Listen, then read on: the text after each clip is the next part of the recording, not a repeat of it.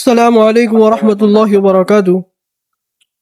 उम्मीद करता हूँ आप लोग बखैरियत आफियत से होंगे। वीडियो शुरू करने से पहले आप हजरात से एक छोटी सी गुजारिश है कि हमारे यूट्यूब चैनल को लाइक कीजिए, शेयर कीजिए, सब्सक्राइब करना ना भूलें। वीडियो बनाने का मकसद हम आपके सामने एक ऐसा वीडियो पेश कर रहे हैं जो आपकी आंखें खोल देगा। उसे कहते हैं असली पत्रकारिता। आजकल हम अक्सर देखते हैं कि कुछ पत्रकार सिर्फ चंद चुनिंदा नेताओं के इर्द गिर्द घूमते हैं और उन्हीं की राय को पूरे देश की आवाज बना देते हैं। याद रखिए, पत्रकार का काम सच सामने लाना है, सच बोलना है, चापलूसी करना नहीं। और यह मत भूलिए, जनता को सब दिखता है लेकिन कभी कभी जनता नजरअंदाज कर देती है ऐसी चीजों को, लेकिन जनता हर चीज जानती है। आप देख रहे हैं हमारे यूट्यूब चैनल पर और हम आपके सामने वीडियो भी पेश कर रहे हैं। કોર્પોરેશન ઇલેક્શન ને ગણતરીના કલાકો જ બાકી છે। હું તમને જે કહું ને એ ખૂબ જ ધ્યાનથી સાંભળજો। અમદાવાદ શહેરના, અમદાવાદના લોકોના આગામી 5 વર્ષ કેવા જશે ને એ આ ઇલેક્શન પર આધાર રાખે છે। ગયા ઇલેક્શનમાં 2021માં જ્યારે મતદાન થયું ત્યારે 42% મતદાન થયું હતું। 42% એટલે ખબર પડે છે 100 માંથી 42 લોકોએ જ મત આપ્યા, 58 લોકો મત આપવા જ ના આવ્યા। એટલે અડધાથી વધારે લોકોએ મતદાન કર્યું જ નહીં અને 100 લોકોનો નિર્ણય માત્ર 42 લોકોએ લઈ લીધો। અને જ્યારે આપણે આવું કહીએ ને કે મત આપો મત આપો મત આપો, ત્યારે લોકો કહે છે કે કોને આપીએ? અમારા વિસ્તારમાં, અમારા વોર્ડમાં છેલ્લા વર્ષોથી બીજેપી છે તો એ રોડ રસ્તા ગટરની સમસ્યા એમનેમ છે।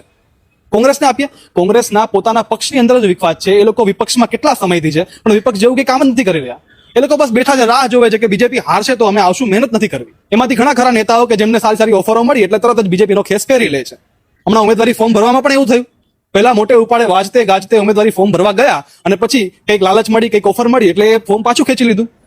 આમ આદમી પાર્ટી, હા નવું હમણાં આવ્યું છે, ચલો માની લઈએ, પણ નવું શું છે એમાં? એમના નેતાઓ પણ લોકો વિશ્વાસ કરે છે અને નેતા છેલ્લે જઈને બીજેપીનો ખેસ પહેરી લે છે। બધા પોતપોતાની ગેમ રમે છે અને આ બધા ભેગા મળીને આપણને ઉલ્લુ બનાવે છે। રાજ્યમાં 700 બેઠકો બિનહરીફ થઈ ગઈ। ત્યાંના મતદારોનો મત આપવાનો હક જ છીનવાઈ ગયો। એ ઓપ્શન જ ના મળ્યો એમને। વિપક્ષના ઉમેદવારો જે ઢોલ નગારા લઈને વાજતે ગાજતે જે ફોર્મ ભરવા ગયા, એમને એવું તો શું થયું?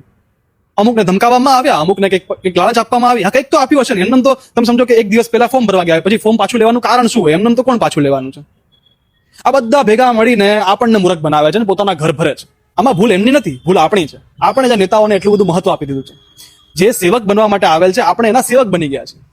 નેતા આવે એટલે રોડ રસ્તા બંધ કરી દેવાના, નેતા આવે એટલે સરઘસો નીકળે, રેલી નીકળે, હાર પહેરાવાના, 500 રૂપિયા માટે થઈને રેલીઓમાં બાઇક લઈને પાછળ જવાનું।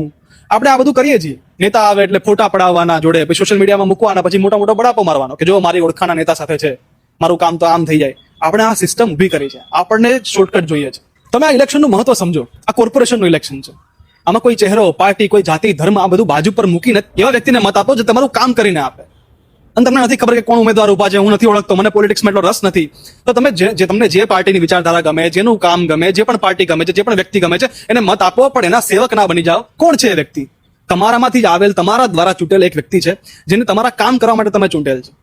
તો તમે આટલું બધું મહત્વ કેમ આપી દો છો? પૂછો એને, સવાલ કરો એને કે ભાઈ બેન, હું ટેક્સ ભરું છું તો મારા એરિયામાં ગટરો કેમ ઉભરાય છે, મારા એરિયામાં રસ્તામાં ખાડા કેમ છે? મેં તને મત આપ્યો હતો તો મારા ઘરે પાણી કેમ નથી આવતું? આ સવાલો કરો ને। પણ નહીં, આપણે તો બસ આંધળા થઈને એમની પાછળ ફરવાનું, એ ખોટા હોય કે સાચા હોય સમર્થન કરવાનું। એમના માટે થઈને આપણે અંદર ઝઘડીએ। ભાજપ અને કોંગ્રેસ માટે થઈને બે લોકો કમેન્ટ સેક્શનમાં સોશિયલ મીડિયા પર લડતા હોય। એ બંનેને કઈ લેવા દેવા પણ નથી હોતું। ભાજપ કોંગ્રેસને એ વ્યક્તિથી પણ કઈ પડી નથી હોતી, પણ એ વ્યક્તિ બંને કમેન્ટમાં અંદર ઝઘડશે, એકબીજાને ગાળો આપશે, ખરાબ બોલશે। તો શું કામ લડો છો? બંધ કરો આ બધું અને આ ભ્રમમાંથી બહાર આવો કે આ લોકો તમારા માટે કંઈક કરશે। હમણાં ઇલેક્શન આવ્યું એટલે કોર્પોરેટરની ટિકિટો લેવા માટે પડાપડી થઈ, તો શું આ તમારી સેવા કરવા માટે આટલી ઉત્સુકતા છે? ના, એમની 7 પેઢીનું ભેગું કરવા માટે આ ઉત્સુકતા છે। આ સ્પષ્ટ બાબત છે। ટિકિટો માટે પૈસા બોલાય છે। કોઈ પર્ટિક્યુલર પાર્ટીની ટિકિટ લેવી હોય ને તો એ ખર્ચો કરવો પડે, પૈસા આપવા પડે। તો જ્યારે એ વ્યક્તિ પૈસા ખર્ચીને ટિકિટ લેતો હશે, ઉમેદવાર બનીને ઉભો રહેતો હશે, તો એ તમારી સેવા કરશે? એ પેલા એમ જ વિચારશે કે હું આટલા પૈસા તો બહાર કાઢીશ ને ઉભો રહીને। થોડા જાગો અને સમજો કે આ સર્કસ જે ચાલે છે એ શેનું છે। પહેલા તો મત આપવા જાઓ। તમને જે વ્યક્તિ ગમે, જે પાર્ટી ગમે, જે પણ ગમે છે એને મત આપવા જાઓ। અને કોઈ નથી ગમતો તો નોટામાં આપી દો।